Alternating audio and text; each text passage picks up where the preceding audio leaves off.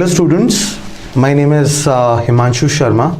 I am faculty for biology and welcome to Study Khazana. Today we are going to discuss a topic, molecular basis of inheritance. And probably you have read the previous chapter, which is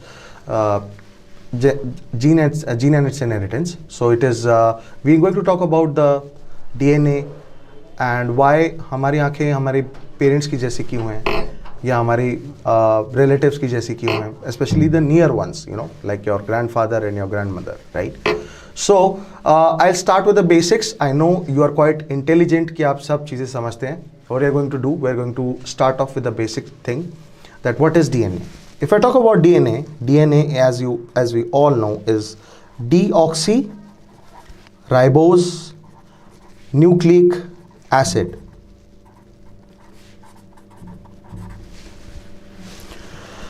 Deoxyribose nucleic acid, this was discovered by Mr. James Watson. Its structure was given by Mr. James Watson and it is the basic unit of inheritance.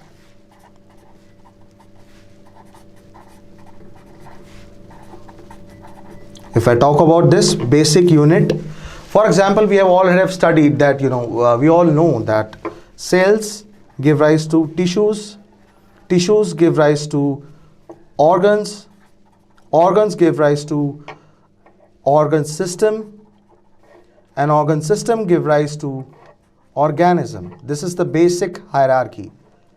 Hierarchy का मतलब आप सब जानते हैं कि hierarchy का मतलब क्या होता है कि बेसिकली हायरार्की का मतलब होता है सबसे नीचे वाले पार्ट से. अब जैसे राजा है, राजा सबसे ऊपर होता है, उसके नीचे पूरी प्रजा फॉलो होती है. नाइट होता है, नाइट यानी मंत्री होते हैं, मंत्री के नीचे लोग सिपाही होते हैं और सिपाही के नीचे बेसिकली लोकल जनता होती है. उसी हिसाब से सेल्स की यदि मैं बात करूं तो सेल्स से टिश्यूज बनते हैं. Group of cells are known as tissues. Tissues को अगर हम स्पेशलाइज फंक्शन परफॉर्म करेंगे तो क्या कहलाया जाएगा? ऑर्गन. जैसे हमारा ऑर्गन लिवर, हमारी बॉडी का सबसे बड़ा ऑर्गन है लिवर, ठीक है. ऑर्गन सिस्टम, जैसे डाइजेस्टिव सिस्टम हो गया, वो हमारा ऑर्गन सिस्टम हो गया, डाइजेस्टिव सिस्टम हो गया, सर्कुलेटरी सिस्टम और बहुत प्रकार के सिस्टम जो हम पढ़ चुके हैं ऑलरेडी. उसके बाद ऑर्गेनिज्म. उसी हिसाब से बेसिक यूनिट ऑफ इनहेरिटेंस क्या है? बेसिक यूनिट ऑफ इनहेरिटेंस है DNA, which is deoxyribose nucleic acid. अभी डीएनए का इजाद कैसे हुआ? मेरी आंखें मेरे पापा के जैसी है, मेरे बाल मेरी मेरे बाल मेरे मम्मी के जैसे हैं, या कुछ भी चीज़ें आपने हमेशा नोटिस करी होंगी कि आपके फीचर्स जो हैं वो आपके माँ बाप से मिलते जुलते हैं, राइट. तो इसी हिसाब से उसके लिए रिस्पॉन्सिबल होता है डीऑक्सीराइबोज न्यूक्लिक एसिड. अब हम डिस्कस करेंगे कि मॉलिक्यूलर बेसिस ऑफ इनहेरिटेंस क्या चीज़ है, ये क्या भला है. तो मॉलिक्यूलर बेसिस ऑफ इनहेरिटेंस को अगर मैं देखूँ तो ये वो चीज़ है कि डीएनए से रिलेटेड जो हमारी इनहेरिटेबल मटीरियल है. ये मेरा सेल है, right. This is my cell. अगर मैं बात करूँ तो इसमें क्या चीज़ होती है सबसे इंपॉर्टेंट, जो कंट्रोल करता है, जो एक तरीके से गाड़ी का डब्बा है. गाड़ी का डब्बा है तो वो क्या कंट्रोल कर रहा है? गाड़ी को कंट्रोल कौन करेगा? Engine, right. जब इंजन उसे कंट्रोल करेगा तो उसी हिसाब से सेल को कंट्रोल करेगा न्यूक्लियस. ये हम सब जानते हैं. न्यूक्लियस, न्यूक्लियस को यदि मैं माइक्रोस्कोप के नीचे देखूं, बाकी तो मेरा साइटोप्लाज्म ही है. Cyto means cell, plasm means liquid जो उसके अंदर स्टोर्ड है, ठीक है. I hope you get the point what I'm trying to say. Next of all, मैं आपसे कहना चाहूँगा साइटोप्लाज्म. न्यूक्लियस को यदि मैं माइक्रोस्कोप के नीचे देखूँ तो ऐसा नजर आएगा कुछ इस प्रकार से. इसमें आपके बाहर का पोर्शन क्या कहलाता है? Nuclear envelope. एनवेलप का मतलब जैसे लिफाफा होता है वैसे ही न्यूक्लियर एनवेलप होता है. जो लिफाफा होता है, लिफाफे में हम कोई चीज़ रखते हैं, envelope just like that. Similarly ये न्यूक्लियर एनवेलप जो बाहर से कवर करता है न्यूक्लियस के अंदर के मटेरियल को. अगर मैं इसे ध्यान से देखूं तो उसके पार्ट्स क्या हैं? न्यूक्लियोप्लाज्म. इसके पार्ट्स है न्यूक्लियोप्लाज्म, न्यूक्लियर एनवेलप जो बाहर से उसकी कवरिंग होती है, और उसके अंदर होता है न्यूक्लियोलस.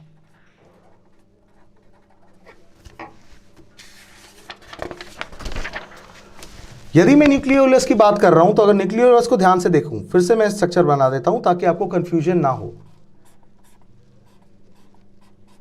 ये मेरा न्यूक्लियर एनवेलप हो गया क्लास.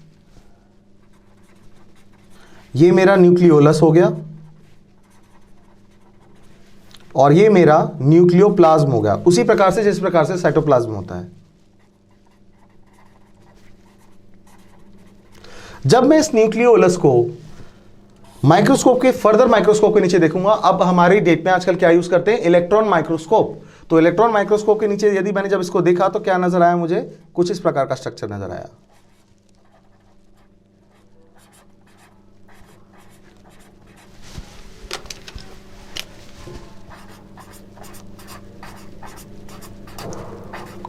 ऐसी तितलियों जैसी structure. What are these known as, these are known as chromosomes. ठीक है क्लास, इन्हें हम बोलते हैं क्रोमोसोम्स। ये न्यूक्लियस के अंदर कंप्रेस होंगे, जैसे तार के अंदर तार मैंने जोड़ रखी है तो इस प्रकार से स्ट्रक्चर बनेगा। तो दीज आर क्रोमोसोम्स। हमारी बॉडी में कितने क्रोमोसोम होते हैं क्लास, हम डिप्लॉयड ऑर्गेनिजम्स हैं। डिप्लॉयड का मतलब डाई मतलब टू, प्लॉयड का मतलब ऑर्गेनिजम्स, राइट। तो डिप्लॉयड में हमेशा 2n नंबर ऑफ क्रोमोसोम्स होते हैं। 2n की यदि मैं बात करूं तो n is the my number of chromosomes. तो हमारे टोटल 46 क्रोमोसोम्स हैं, यानी एक तरीके से हमारे 23 पेयर्स हैं। काफी बच्चों को ये कंसेप्ट क्लियर नहीं होता है कि हैप्लॉइड डिप्लॉइड में फर्क क्या होता है, ट्रिप्लॉइड क्या होता है। तो बेसिक चीज आप सबको पता होगी कि ट्रिप्लॉइड हो गया मेरा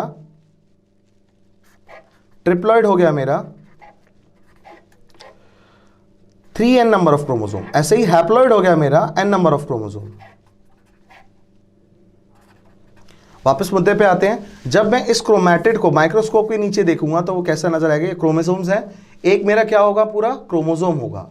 इसके अंदर अगर मैं एक क्रोमोसोम को माइक्रोस्कोप के अंदर देखूं तो ऐसा नजर आएगा। क्लास समझ पा रहे हैं आप, होपफुली आप समझ पा रहे हैं। क्रोमोसोम के अंदर ये पार्ट, जो पत्ती वाला पार्ट है, ये हो गया क्रोमैटिड। जो सेंटर वाला पार्ट है जिससे एसोसिएटेड है वो है सेंट्रोसोम।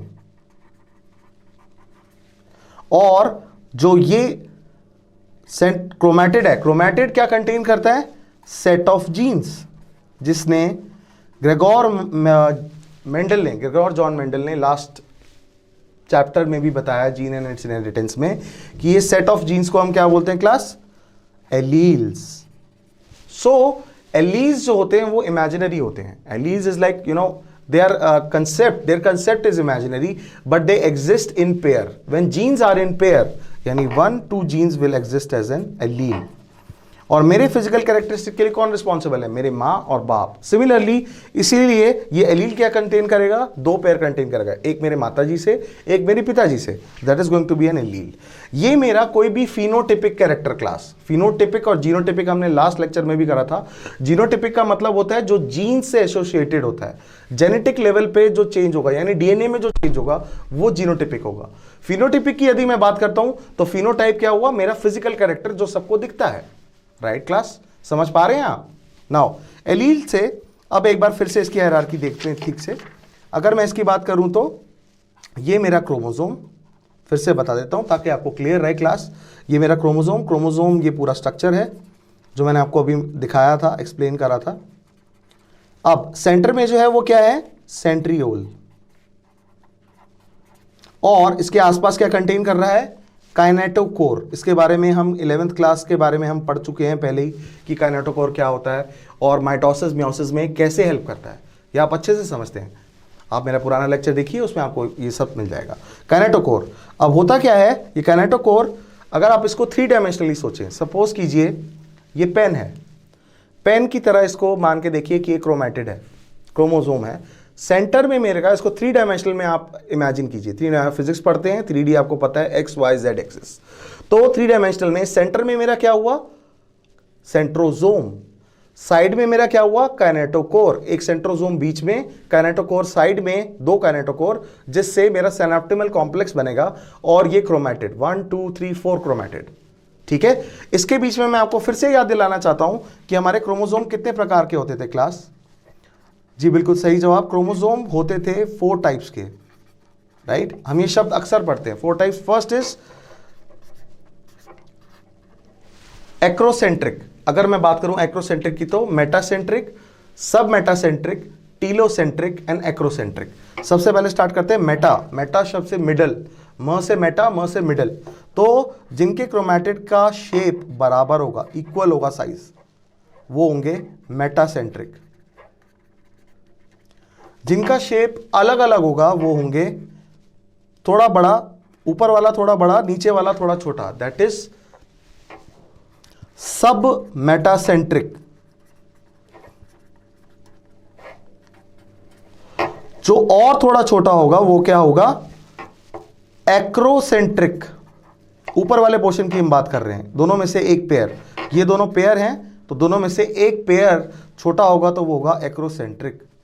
इससे भी छोटा होगा, सबसे छोटा मिनिमाइज्ड होगा माइक्रो सैटेलाइट की तरह, वो हम आगे पढ़ेंगे माइक्रो सैटेलाइट क्या होता है। तो उसकी तरह ये क्या होगा, telocentric. That is how these are formed. So these are 4 types of chromosomes if you talk about. वापस क्रोमोसोम पे आते हैं, ठीक है। क्रोमोसोम के अंदर ये पार्ट आपको अब समझ में आ गया। तो जब भी माइटोसिस या मियोसिस होती है तो होमोलोगस क्रोमोसोम कंबाइन करते हैं। होमोलोगस का मतलब होमो मीन्स सेम, राइट।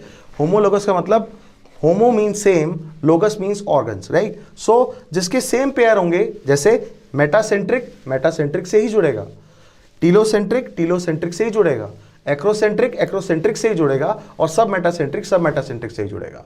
तो इसे हम बोलते हैं होमोलोगस पेयर ऑफ क्रोमोसोम्स, जो काफी बच्चों को डिफिकल्टी आती है समझने में। इसके बाद चलते हैं वापस उसी स्ट्रक्चर पे, क्रोमोसोम के। क्रोमोसोम के 2 ये क्रोमैटिड हो गए। इसके अंदर जो 2 पार्ट हैं ये क्या कंटेन करेंगे, एलील्स। तो मैं दोबारा एक फ्लो चार्ट बना देता हूं ताकि आपको समझने में आसानी रहे और कभी भी कंफ्यूजन ना हो कि सबसे पहले हायरार्की क्या रहेगी। जैसे सेल से टिश्यूज था, टिश्यूज से ऑर्गन था, ऑर्गन से ऑर्गन सिस्टम था, उसी प्रकार से ऑर्गेनिज्म था। तो इसी हायरार्की को फॉलो करते हुए सबसे पहले क्या था, एलील। एलील क्या कंटेन करेगा, जीन्स। जीन्स क्या कंटेन करेगा, डीएनए। डीएनए आगे क्या बनाएगा, आरएनए। आरएनए आगे क्या बनाएगा, प्रोटीन। ये आप समझ लीजिए, ये पूरा chapter molecular basis of inheritance इसी पे आधारित है। सो सबसे पहले एलील, एलील से बनेगा जीन्स, जीन से बनेगा डीएनए, डीएनए से बनेगा आरएनए, आरएनए से बनेगा protein. Now central dogma of molecular biology, लोग बहुत सोचते हैं बहुत क्या ये बता दिया सर ने, समझ नहीं आ रहा है क्या कंसेप्ट है। कुछ नहीं है, फ्रांसिस क्रिक करके एक साइंटिस्ट हुए हैं, सेंट्रल डॉगमा मॉलिक्यूलर बायोलॉजी उन्होंने उनका नाम दिया। जब आप बायोटेक्नोलॉजी या बायोलॉजी से रिलेटेड आगे परस्यू करेंगे अपने करियर को, तब इसको बेहतर तरीके से समझ पाएंगे, right. Central dogma of molecular biology,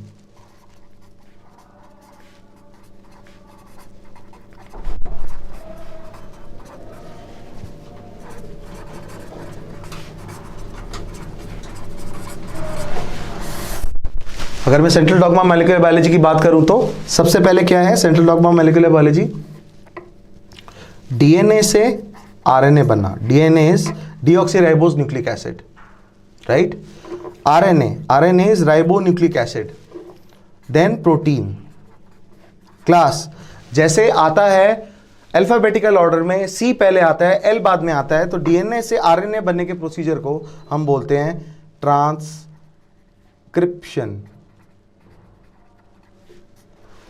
RNA से प्रोटीन बनने के प्रोसीजर को हम बोलते हैं ट्रांसलेशन,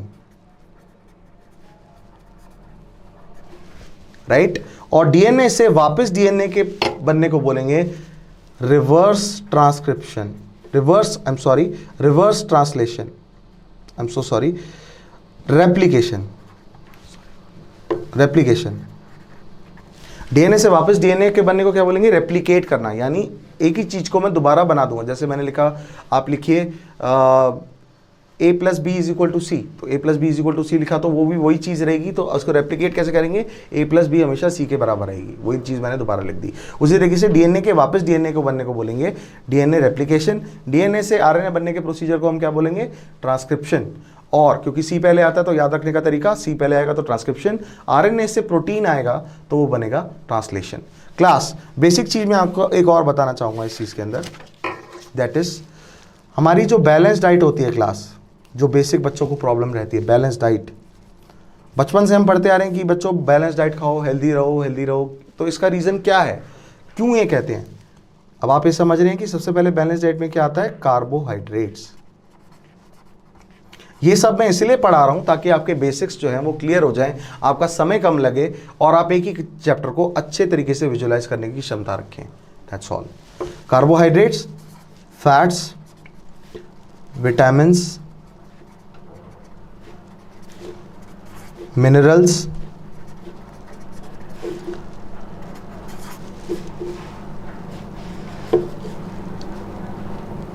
वाटर और रफेज।